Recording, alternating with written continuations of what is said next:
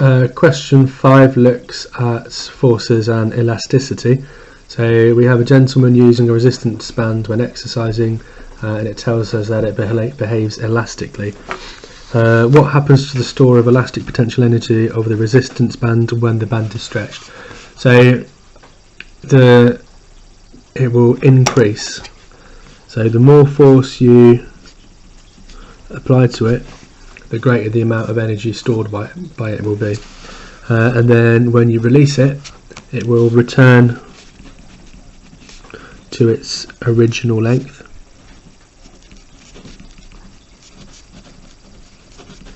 And the explanation for that is, well, you can go two ways. You can say, as there is an elastic force, so the elastic itself exerts a force pulling it back to its original length, or you could say the extending force has been removed.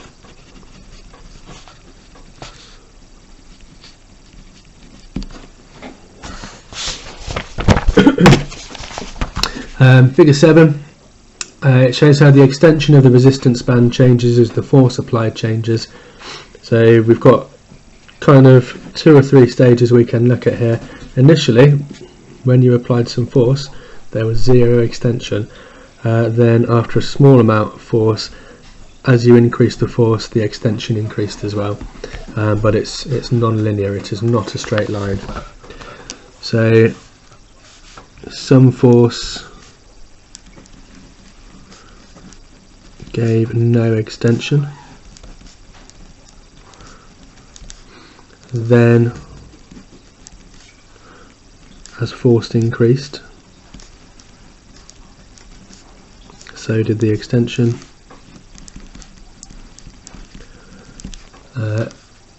But we need to say that it is non-linear.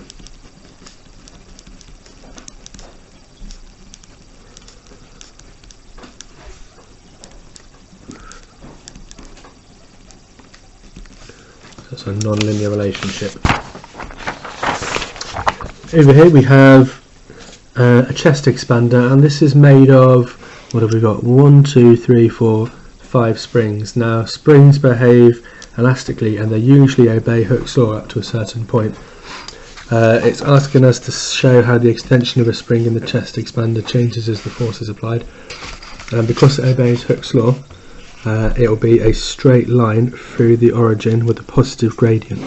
So we're looking at directly proportional.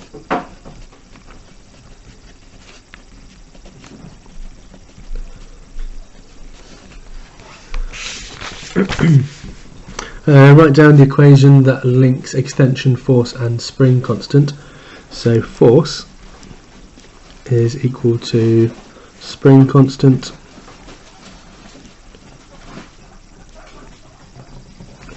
multiplied by extension, and you might see it as force is K times E. So F for force, K for spring constant and E for extension. Down here it's asking us to work out the force applied to a spring. It's given us the spring constant and we'll need to use the extension from the previous question. Now the tricky thing here is that the extension has to be in meters. So I'm going to convert my 7.5 centimeters into meters by dividing it by 100, and that should give me 0.075, but I will always use my calculator. 0.075.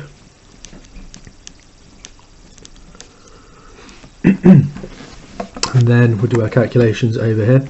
We're trying to work out force, so it's just force equals K times E, 1600 newtons times by 0.075, 120.